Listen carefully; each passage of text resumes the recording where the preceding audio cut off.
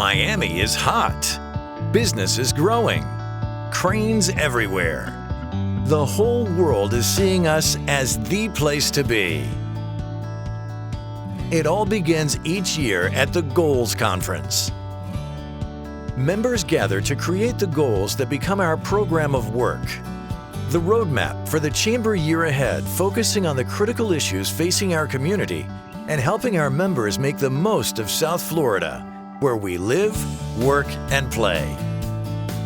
And this past year, we made sure we took the Chamber on the road, reaching out across the communities we serve. From bagels with the boss to Chamber Connection and trustee receptions throughout the year, we reached members and local businesses from Fort Lauderdale to Pinecrest, Miramar to Miami Beach, and everywhere in between. Our team of ambassadors welcomed and engaged new members because we know that it's about getting involved.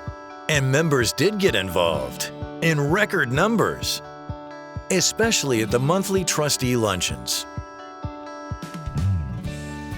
It started out with a salute to the military, with a keynote by Lieutenant General Kenneth Tovo of Southern Command. The U.S. Secret Service discussed fraud and chip technology, while Karen Zeiler from the Florida Hospital Association focused on Medicaid. Knight Foundation CEO Alberto Ibargüen set the stage for our first Alva H. Chapman Jr. Award of Excellence program, honoring former Miami Mayor Manny Diaz, Miami-Dade College, and La Época's Brian Alonso. In September, it was time for open house, and it was all about getting involved in the Chamber's committee work and networking. The Chamber's Chairman's Circle members were invited to a roundtable conversation with the Miami Dolphins' new CEO, Tom Garfinkel. And just the month before, Dolphins enjoyed preseason fun at the annual kickoff luncheon. October began with a major dose of patriotism. At the trustee luncheon, Mike Fernandez shared his story of success and aspirations for the flag of gratitude.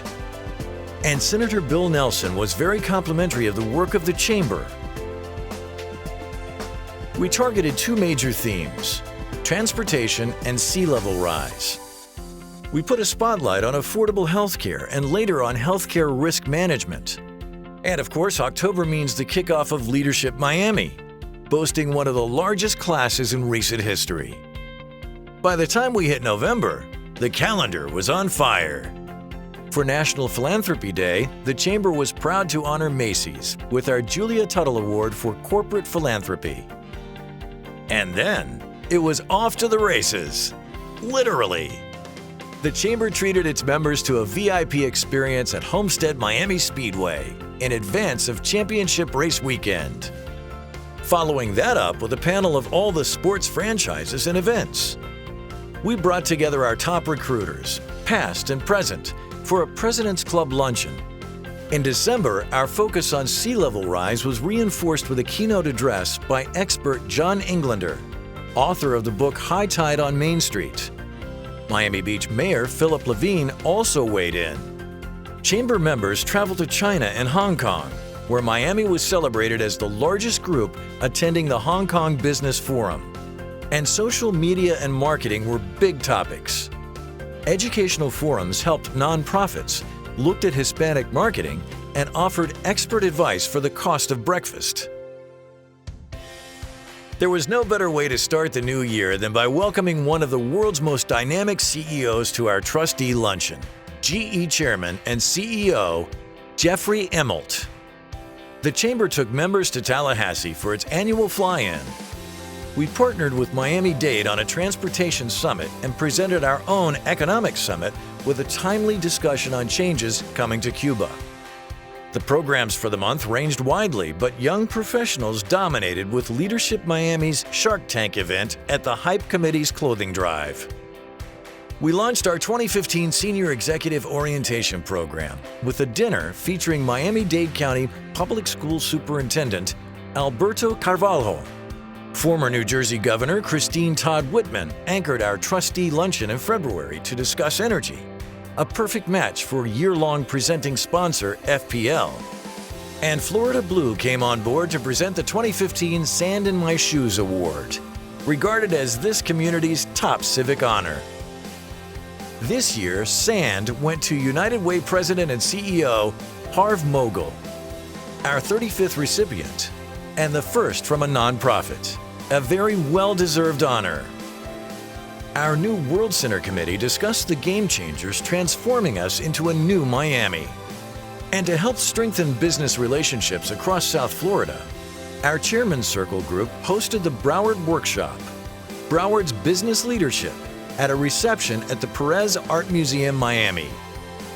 In March, we were honored to have the chairman of the Miami-Dade County Board of County Commissioners, the Honorable Gene Monestein, address our trustees. And because collaboration is critical for progress, we were pleased to join forces with Miami-Dade College to host a conversation with Secretary of the Treasury, Jacob Lew. Also in March, the HYPE Committee presented their annual accolades to outstanding young professionals.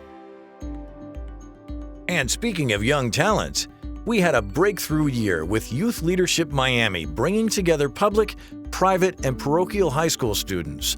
5 seniors were awarded scholarships for their leadership skills. We had a standing room only military affairs program, held the annual HR Insights Symposium and Awards program, featuring AutoNation's Vice President of Human Resources outlining the challenges in today's multi-generational workforce. The Real Estate Committee produced an outstanding summit and awards presentation. The April programs kept up the pace. American Airlines' Art Torno underscored the role the Chamber played in encouraging American to ramp up its presence in Miami during the trustee luncheon that also served as the stage for the International Business Leadership Awards. The Chamber would also award top entrepreneurs with Miami as the backdrop. NBC6 anchor Jackie Nespral was MC, and we heard an inspiring speech by hometown Peace Love World creator, designer and visionary Alina Villasante.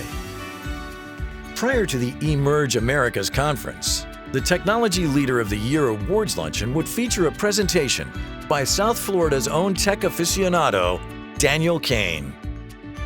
The Americas Linkage program would return to facilitate business development in Colombia.